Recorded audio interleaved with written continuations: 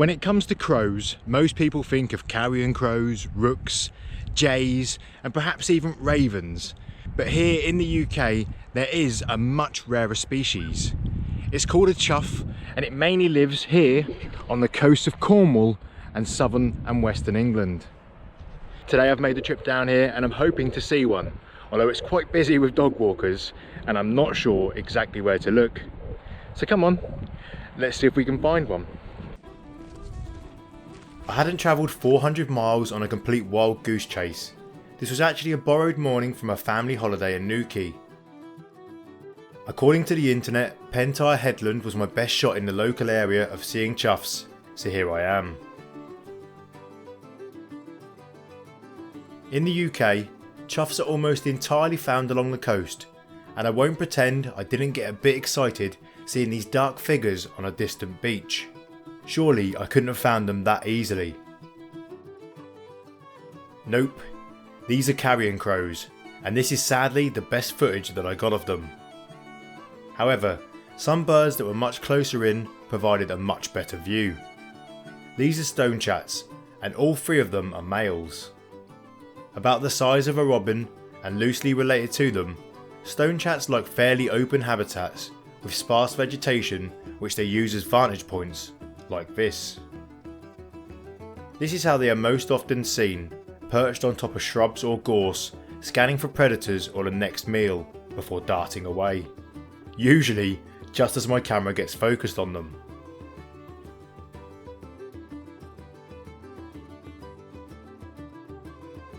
I didn't make it very far before I was stopped by another small bird, this time perched on top of a rock overlooking the waves below. This is a wheatear, and I think it's only the second time that I've filmed one. Wheatear are summer migrants and spend their winters in Africa. As this was filmed in September, I hope this one wasn't preparing to leave, as if it heads out to sea that way, it's going to get very lost. I moved a little bit along the track, trying to find a more sheltered spot to get some less shaky footage, and when I looked back at the rock, the wheatear had gone to be replaced by this common sandpiper. Their name is a bit deceiving. These are actually rarer than the two previous species, with around 15,000 breeding pairs across the UK. If you watch this one closely, you'll see that it's almost constantly bobbing its body. This is known as teetering.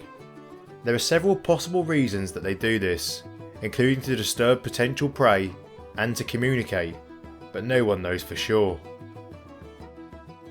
As my search for a chough continued, I soaked in the amazing scenery, and then I spotted this lone black bird up ahead. Could this be it? Nope, another carrion crow. Whoa, for a moment there, I thought I got lucky. I don't think I'm looking in the right place. I think they live more along the grassy areas around the sides of the cliffs. And while I've been keeping an eye down there, I might have to dip down and walk round the side rather than staying up here on the top. As I might be missing them, they might just be underneath me basically. Whilst keeping an eye both above and below my route, it didn't take long to spot the next species, a couple of oyster catchers. With their bright orange bills and contrasting black and white plumage, it's amazing how well they can blend in with the rocks. From here, the path I was following took me up and over the headland. At the top it was too windy to film, but from the other side I could see a bird resting on a large rock jutting out of the sea. This is a shag, a close relative of the more well-known cormorant. Shags are only found in coastal areas and are brilliant swimmers and divers, as you can see from this one which was in the water down beneath me.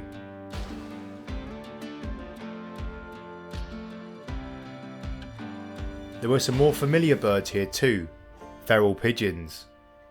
These are descended from wild rock doves, and while some of these look very similar to their ancestors, with grey wings, blue heads and two wing bars, genetic studies have shown that pure rock doves are now only found on the rocky coast of Scotland and Northern Ireland.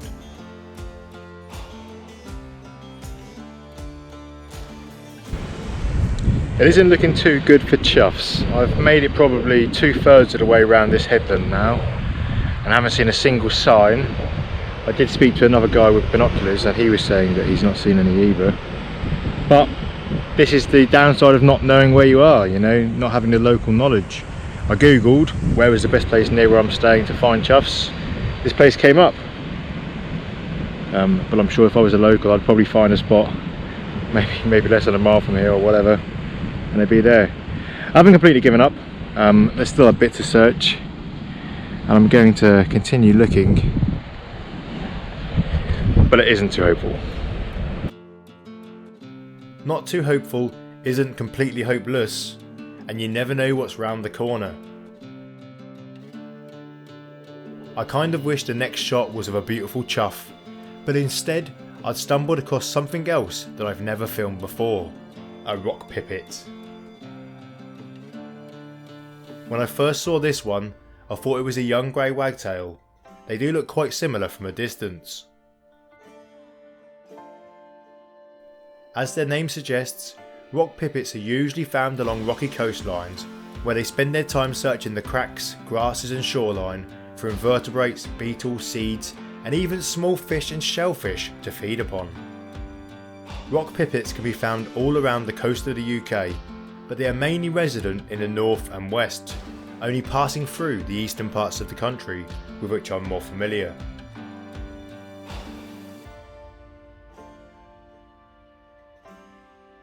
As I made my way back inland, several stone chats springed in and out of the pathside vegetation, and just as I almost reached the car park, I had a tiny glimmer of hope when I spotted this dark bird landing up ahead. Ah, it's a jackdaw. Oh well, not the corvid I was looking for, but beautiful nonetheless. But that is sadly where this chough hunt has to come to an end. I will be back in Cornwall at some point soon and I will be finding some choughs to show you.